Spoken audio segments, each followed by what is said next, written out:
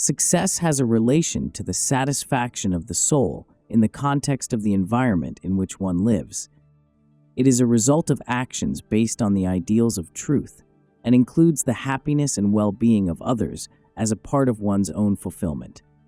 Apply this law to your material, mental, moral, and spiritual life, and you will find it a complete, comprehensive definition of success.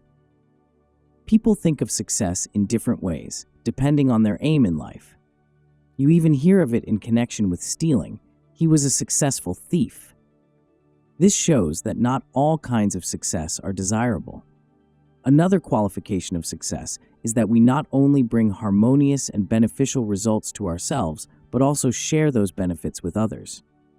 Suppose a wife engages in the spiritual practice of prolonged periods of silence, and at such times refuses to talk even to her husband and children. Though she may succeed in keeping silent and thereby gain some degree of personal inner peace, her behavior is selfish and detrimental to her family's happiness. She is not truly successful unless the accomplishment of her good intention also benefits those to whom she has a responsibility. Likewise, the attainment of material success means more than that we are individually entitled to enjoy our prosperity. It means that we are morally obligated to help others to create a better life as well. Anyone who has the brains can make money, but if he has love in his heart, he will never be able to use that money selfishly. He will always share with others. Money becomes a curse to the miserly, but to those who have heart, it is a blessing. Henry Ford, for example, makes a lot of money, but at the same time, he doesn't believe in charity that simply encourages people to be lazy. Rather, he provides work and a livelihood for many. If Henry Ford makes money by giving others prosperity too, he is successful in the right way. He has greatly helped the masses. American civilization owes much to him. Even the greatest of saints are not fully redeemed until they have shared their success, their ultimate experiences of God realization, by helping others toward divine realization. This is why those who have that attainment are dedicated to giving understanding to those who don't understand.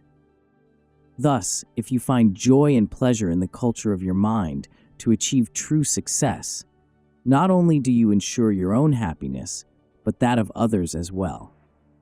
There is a different standard of success in the East and in the West, but the East is fast imitating the worst of what it sees in movies from the West. The storybook ideal of happiness that the movies depict brings some solace to your heart, but when you look at real life, you see that success is not so simple. Life can often be cruel. You have to fight even to live. Think of all you have to do just to feed the body and keep it strong and free from disease. Even if you succeed, that success is only temporary, because eventually the body has to be dumped into the earth again. To have a successful existence, you have to fight so many forces, within and without, that would rob you of worthwhile achievement. The West concentrates on the partial or temporary success that belongs to this present life. The East concentrates on the complete success that belongs to eternity. Those who have attained eternal success we call siddhas, which means those who have been judged successful by the Master of the universe. Such a one is completely happy in body, mind, and spirit. He may have few or no possessions, yet he has great wealth. Mental contentment and spiritual understanding of the correlation of the soul and spirit, and of the body and its essential relationship with the cosmic life. That is true success. In the East, they nurture in the child's mind the desire for this kind of success. In the West, you give your child a little bank and teach him to look to money for fulfillment. To strive for sufficient material means is good, but children should also be taught the value of success that will never fade. Soul wealth lasts forever in the bank of eternity, and you can draw happiness from it any time. But even spiritual success can be one-sided if you have material responsibilities and are unable to meet them. Only a great yogi who has freed himself from the laws of nature can completely ignore all material concerns. In the East, the doctrine of spiritual happiness was nurtured and material sufficiency was more or less neglected. In the West, you have some physical comforts, but very little mental happiness. What is needed is balance between the two. If you only go after one thing in life, no matter what it is, you will become one-sided. For example, an artist may concentrate on his art to the exclusion of other important considerations. The result of this imbalance is that he becomes nervous and unhappy. But art and God together are a marvelous combination. Business and God, science and God, service and God, such combinations make for all-round success and happiness. Wealth on the one hand, and disease and trouble on the other, have numerous aspects. The beauty of the West is your cleanliness. Here the mosquitoes and bedbugs haven't much chance to survive, whereas in the East they are plentiful. But don't congratulate yourselves too much about that. For here you have worse things, such as unpaid bills and financial worries from living on the installment plan that bite your peace. God didn't create this earth as a place for us to just eat, sleep, and die, but to find out His purpose. A few wise ones have beheld the divine schema, but so many others are blind and don't see it. The earth becomes a torture chamber to those who live in ignorance of God's plan. But when you use life's experiences as your teacher and learn from them the true nature of the world and your part in it, those experiences become valuable guides to eternal fulfillment and happiness. The Lord has made delusions so strong, we are living in a bedlam.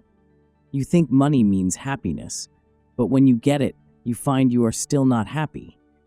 You may have money and lose your health, or have good health and lose your money, or you may have money and health and lots of troubles with people. You do good to others, and they give you hatred in return. Without God, nothing in this world will satisfy you. And it is significant that God tries to tempt us away from Him with material lures. He wants to know whether we want the giver or only His gifts. If God had wanted us to live only in worldly consciousness, we would be wholly content with the things of the world, with following the ways of the world. Have you ever watched a flock of sheep? One jumps and all the others jump after him. Most people are like that. Somebody starts a fad or sets a pattern of action, and everybody else follows. Through the ages, it has been like that. Each nation has its own customs, and we can't say they are all perfect. But who is to say whether a particular kind of life or custom is ridiculous? One way to judge is to remember that, in the beginning, all customs had a reason behind them. If we find that reason still applicable, the custom has a useful purpose, but it is foolish to follow custom blindly. We have to find out what is truth and what gives real happiness, and follow that. If you analyzed objectively the idiosyncrasies of human behavior, you would see how humorous some of our habits and customs are. Here in America, you follow so many rules. You dress just so: dinner jackets for dining, evening jackets for going out, sport jackets for leisure. I even saw an advertisement for smoking jackets. And wives wonder why men like to get out into the country for a holiday where they don't have to wear socks and neckties. Once in a while, it is good to get away from conformity to a monotonous schedule. To be methodical and efficient is commendable, but to become overly organized is a detriment to happiness. In India, homes are simple, dress is simple. Here, life is so complicated that happiness flies away while you are trying to do things in a certain way. Why complicate life by insisting that the table must be just so, the house must be just so? When we invite people to our homes in India, everyone dances with joy. They look forward to it. In America, you invite guests and then spend frantic hours in preparation to be sure everything is exactly right. By the time your guests come, you can hardly wait for them to depart. Living should be simple. Dress should be simple. Eating should be simple. I used to think it was not economical to eat in a restaurant, but once in a while it is. You can't afford to spend so much time in the kitchen that you haven't time for other more important things. When I was traveling and teaching, I used to simplify my diet, and just kept a bottle of milk and some lettuce and cheese on the windowsill. It was all so easy. Our training in the ashram in India was severe. We learned to curb our desires and not to cater to our likes and dislikes, nor to have preferences. We were grateful for everything that came to us. With all that you have here, many of you are just as miserable with your possessions as you would be without them. Your wants are endless. In the morning, after the husband shaves and dresses, the first thing he wants is breakfast. At the table, he wishes his wife had fixed something different, and she wishes she had better dishes and silverware. Day after day, they go on wanting this and that until nothing satisfies them, not even each other, nor their children. They are not happy at all. And because they are discontented, they turn on those closest to them. The wife nags the husband shouts at the children, and the children rebel and get into trouble with wrong friends. The thing is this: it is not wrong to have possessions, but it is wrong to be possessed by possessions. You must be free from attachment. My heaven is within me, so when I am enjoying our beautiful place in Encinitas, my inner heaven makes it even more heavenly. Without that inner contentment, even a paradise on earth can become a Hades. I see that if it were not for my inner joy, the problems of the heavy responsibilities I have undertaken here could make me so unhappy, I would like to run away. The greatest enemy of happiness in this country is the bills. There is much I like about America. I especially love the people. But your idea that you have to have certain things in order to be happy is a delusion. Even after you get them, you still are not happy. What is the sense in following the will-o'-the-wisp of material happiness? Live simply. Don't have so many things to take care of. It seems so wonderful when you buy something new. But after a while, the newness wears off and you have no time for it, or you forget about it and want something else. But the bills don't forget you. Control your life. Make it as simple as you can. Have money in the bank for needs and emergencies. Save more than you spend on unnecessary necessities. And always include someone else in your happiness. When you do for others, you yourself will never be left wanting. I know that if I walked away from this place right now, I would never miss it, and I would never go hungry. Everything I need would be given to me. This is not a boast. I have seen that force working in my life. Whether I am floating on the surface of life or drowned in the depths of the sea, I know that I am with God, and nothing can touch me. That realization has given me supreme happiness. Without the understanding and experience I received from this teaching of India, I would have been the most miserable person in the world. Though I have earned a lot of money, I refuse to let it make a slave of me. I have never let money touch me. I gave it all away to God's work to help others. My inner happiness is my greatest possession. It is wealth beyond the dream of kings. When you see the masses who have no real happiness or success, don't think that life is meant to be this way. You can make of yourself whatever you want to be. It is what you have attained within that determines your success. If you have nothing within, you have no happiness. And if you have nothing outside, but are happy within, you have all success. So you cannot judge people by their outer circumstances. Right amongst you in the crowd, there may be one of exalted spiritual stature who has attained real soul peace and happiness within. This is why moral success, freedom from the dictates of wrong habits and impulses, gives more happiness than material success. In moral success, there is a psychological happiness that cannot be taken away by any physical condition. You can spend all your time making money, but it won't produce the lasting comfort and security you are looking for. In fact, it will bring more misery because peace and happiness are in the mind, not in things.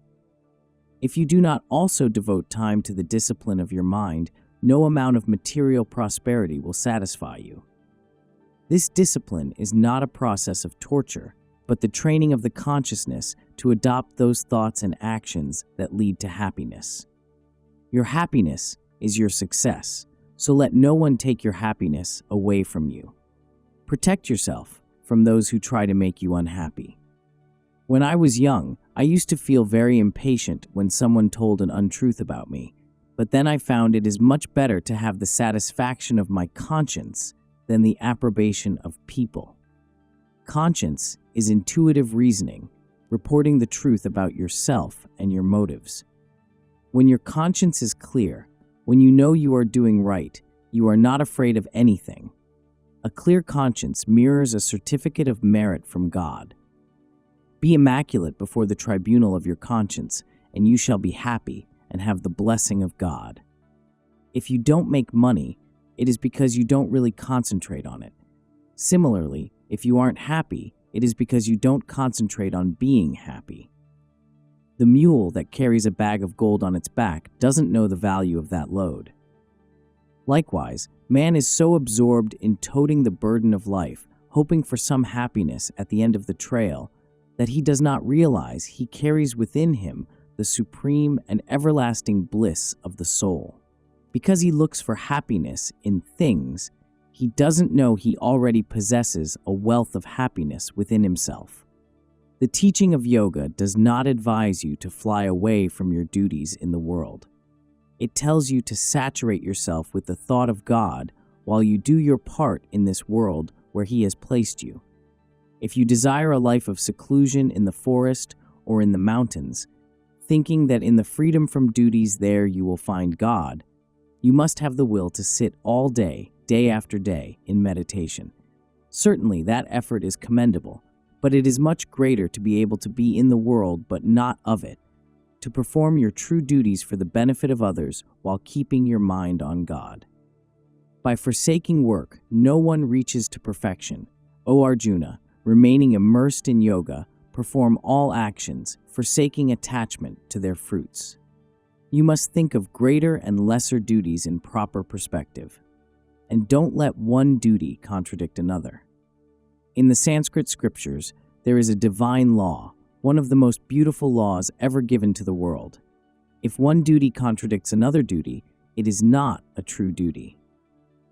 If you seek financial success at the cost of health, you are not fulfilling your duty to the body.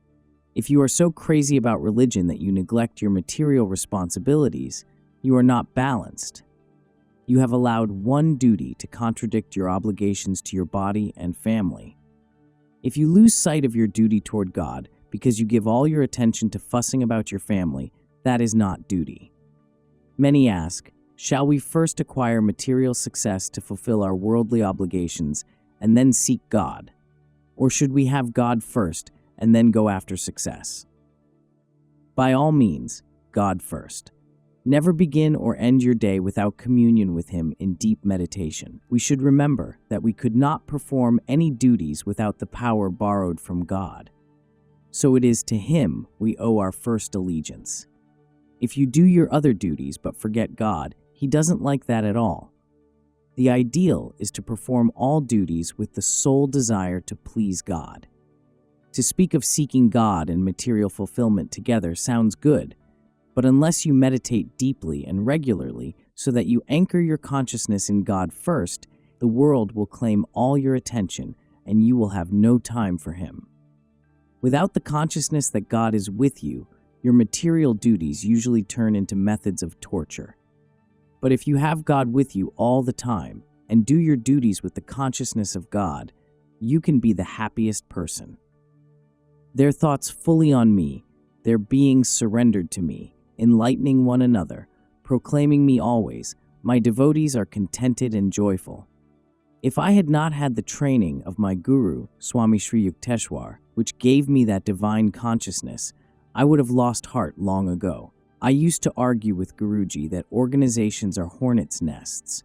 Everyone expects you to please him. But I have found that if God comes first, spiritual organization is a hive, and God is the honey that nurtures others with divine love and peace. If you rule others with the attitude, I am king, they will soon dethrone you. But if you guide others with sincere love, you can be a king of hearts. Of course, your love is reflected more in true hearts, and when you love all impartially, you can recognize those who respond to that love. Jesus alluded to this when he upheld the devotion of the woman who anointed his head with costly ointment, and the good part that Mary had chosen as she sat absorbed at his feet instead of helping her sister Martha with serving the other guests. If you could but realize the romance that some devotees have with God, no other experiences can equal that joy. I knew a saint who was so engrossed in God, his face was aglow with the divine. I asked him about his family life. He said, "That is past and gone. I know no other life now than that which I have in God." I told him about my father and how much he had done for me.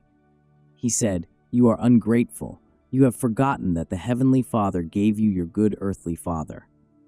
When I felt the call of God, I reasoned, suppose I died, who then would look after my family? The one who has given me life will look after them. I knew that he would. And God did help him, because he sincerely gave his life to God alone.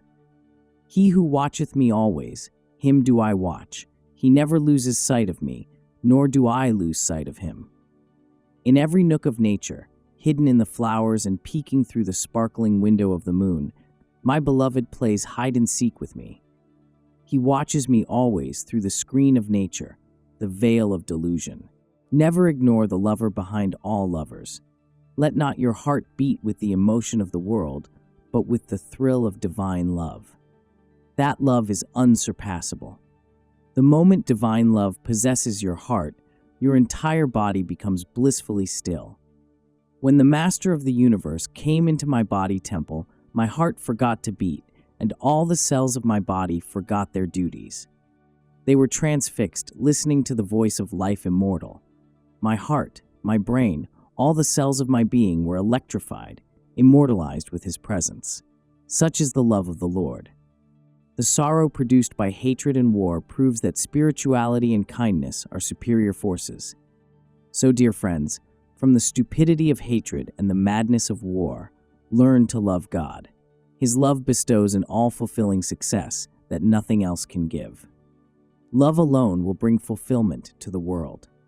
If all nations loved each other and were anxious to help each other, not by force and wrong methods, but by love and kindness, there would come true and lasting worldwide success. Think of the billions spent on killing one another in war. Shame on humanity. Where will it all end but in suffering and destruction? The only way to bring this misery to an end is by love. As long as one nation builds bigger weapons for defense, other nations will try to find even better methods to defend themselves, and people will live in constant terror. Why don't all nations cultivate love and understanding instead of hatred and war? A universal religion of love is the real answer. Love makes you victorious. It makes you a conqueror. Jesus was one of the greatest conquerors of all, wasn't he? A conqueror of hearts. First and foremost, be successful with the Master of the universe. You become so engrossed in material duties, you say you have no time for God. But suppose God says he has no time to beat in your heart, to think in your brain. Where will you be? He is the love behind all loves. He is the reason behind all reason. He is the will behind all wills, the success behind all success, the power behind all powers, the blood in your veins, the breath behind your words. If he takes his power away, my voice will be silent, and I shall speak no more. If his power doesn't express through our hearts and brains, we will lie dumb forever. So remember, your most important duty in life is your duty to God. All scriptures teach, seek ye first the kingdom of God. But see how people separate from their daily lives the spiritual doctrines they read or hear about in church. When you practice and apply principles of truth, you will realize the practicality of all spiritual, mental, and physical laws. When you read scriptures superficially, you don't get anything from them. But if you read truth with concentration and really believe what you read, those truths will work for you. You may want to believe, you may even think you believe, but if you really believe, the result will be instantaneous. There are various degrees of belief. Some people don't believe at all. Some want to believe. Others believe a little bit, and some believe until their belief is tested. We are so certain of our convictions until they are contradicted. Then we become confused and insecure. Faith is intuitive conviction, a knowing from the soul that cannot be shaken even by contradictions. The practical purpose behind the scriptural injunction to seek God first is that once you have found Him, you can use His power to acquire the things your common sense tells you are right for you to have. Have faith in this law. In attunement with God, you will find the way to true success, which is a balance of spiritual, mental, moral, and material attainment. Nurture the thought, I must find God. Let that thought predominate throughout the day, especially in the gaps of time between your other duties. Transfer your attention to the more important concerns in life. Too much time is wasted in superficial interests. When students are with me, I always turn their attention toward God. They may say, "The ocean is lovely," or "The grounds are beautiful." I say to them, remain quiet. Don't feel you have to talk all the time. Go within, and you will see the loveliness behind all beauty. Most people are like butterflies, flitting aimlessly. They never seem to really get anywhere or to stop for more than a moment before they are attracted by some new diversion. The bee works and prepares for hard times, but the butterfly lives only for today. When winter comes, the butterfly is gone, while the bee has stored up food to live on. We must learn to gather and store the honey of God's peace and power. Restless butterfly types are concentrated on movies and useless activities. If you have God first, it is all right to go to movies once in a while, but mostly they are a waste of time. In the early stages on the spiritual path, you must seek quiet places where you can regularly get away by yourself and be free to think of God. When you are with people, be with them wholeheartedly. Give them your love and attention, but also take time to be alone with God. I seldom see anyone in the mornings. That is my time of seclusion. And don't mix too much with the social set. There is no happiness in it. Be selective about your company. Choose a wise man or some good friends who will instill spiritual thoughts in you and get busy with God. Reading worthwhile books is much better than spending time on foolishness. But better than reading books is meditation. Focus your attention within. You will feel a new power, a new strength, a new peace in body, mind, and spirit. Your trouble in meditation is that you don't persevere long enough to get results. That is why you never know the power of a focused mind. If you let muddy water stand still for a long time, the mud will settle at the bottom and the water will become clear. In meditation, when the mud of your restless thoughts begins to settle, the power of God begins to reflect in the clear waters of your consciousness. Do you know why some people are never able to acquire health or make money, no matter how hard they seem to try? First of all, most people do everything half-heartedly. They use only about 1/10 of their attention. That is why they haven't the power to succeed. In addition, it may be their karma, the effects of their past wrong actions, that has created in them a chronic condition of failure. Never accept karmic limitations. Don't believe you are incapable of doing anything. Often, when you can't succeed at something, it is because you have made up your mind that you cannot do it. But when you convince your mind of its accomplishing power, you can do anything. By communing with God, you change your status from a mortal being to an immortal being.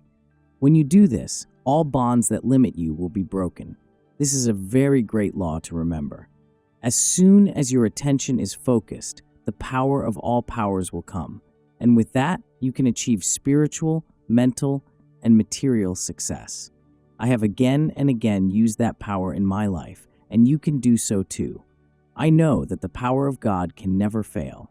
Though every other power you acquire will bring bits of success, that success will not last. But when your attention becomes divinely centralized, it will burn always as a great light that will reveal God. When a problem thwarts you, when you find no solution and no one to help you, go into meditation. Meditate until you find the solution. It will come. I have tested this hundreds of times, and I know the focusing power of attention never fails. It is the secret of success. Concentrate, and don't stop until your concentration is perfect. Then go after what you want. As a mortal being, you are limited, but as a child of God, you are unlimited. Concentration is everything. First, go within. Learn to focus your mind and to feel the power of God. Then go after material success. If you want health, first go to God and connect yourself with the life behind all life, then apply laws of health. You will see that this is much more effective than relying solely on doctors. Commune with God and then go after health or money or seeking a partner in life. To get a response from God, you must meditate deeply. Each day's meditation must be deeper than the previous days. Then you will find that as soon as your attention becomes focused, it burns out all deficiency from your mind, and you feel the power of God come over you. That power can destroy all seeds of failure. When I first started on this path, I was very restless in meditation, but the time came when I sat for 48 hours, completely absorbed in the ecstasy of God. Think of that power. Concentrate on that power. Watch your time. Don't waste it. You decide to make a quick trip to town to get something you need, but how easily other things distract you. Before you know it, you've been gone for hours. At the end of the day, you see how your attention was scattered.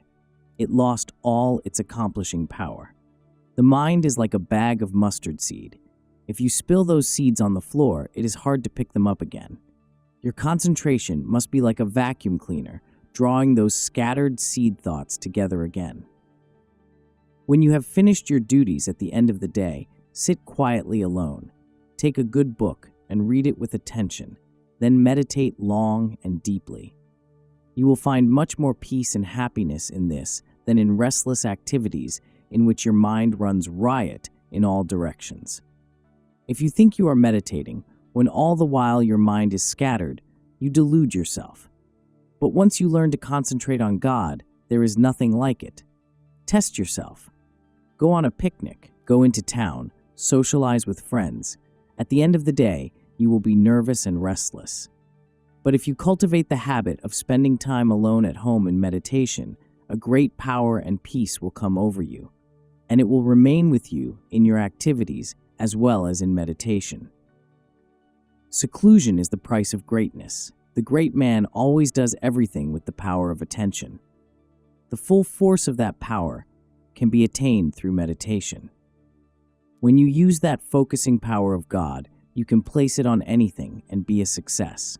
Use it to develop body, mind, and soul. Therefore, friends, my last word is this: focus your attention on God, and you shall have all the power you want to use in any direction.